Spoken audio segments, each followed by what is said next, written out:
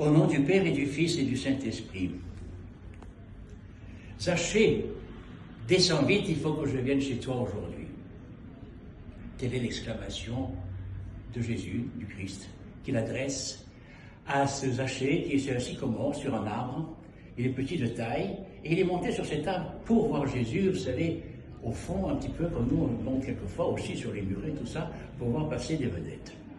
C'est un petit peu dans cet esprit-là que les choses se font, mais il y a évidemment une autre dimension. Quand il s'agit du Christ. Et Zachée a entendu parler de cet homme, il ne sait pas exactement qui il est, mais il a envie, il a besoin de le voir, il a besoin de l'entendre, il a besoin de le rencontrer. C'est un collecteur d'impôts. À ce titre, jugé par évidemment les Juifs, même pire que ça.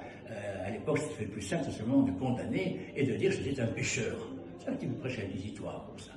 Parce que souvent il était collecteur d'impôts. Mais c'est vrai qu'en tant que tel, on peut l'imaginer, il détournait un peu d'argent, il en gardait un petit peu plus pour lui, tout ça.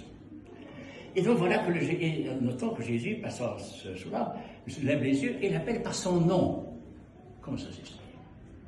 Comment se fait-il qu'ils connaissent le nom de Zachée? Écoutez mes amis, si j'ose dire frères et sœurs, le Seigneur connaît le nom de chacun. C'est tout ce que nous affirmons dans la liturgie, notamment de Saint Basile.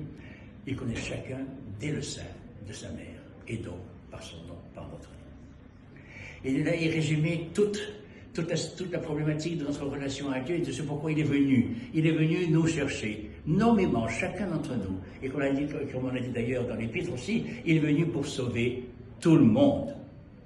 Que personne ne se sente exclu, que personne ne se sente indigne ou incondamné ou condamné d'office. Ce n'est pas ainsi, au contraire, il est venu pour les malades et non pas pour les bien portants.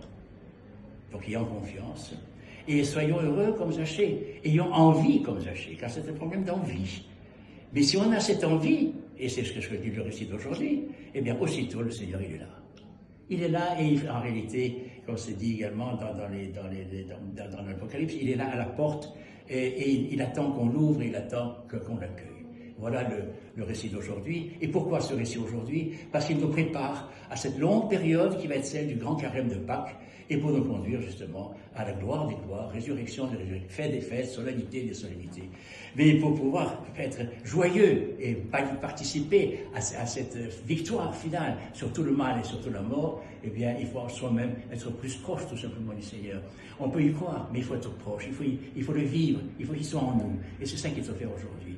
Il s'invite. Alors, faisons comme Zachée, ayons envie de voir le Seigneur, et lui, il est là, il nous dira, tu sais, il faut que je vienne aujourd'hui chez toi.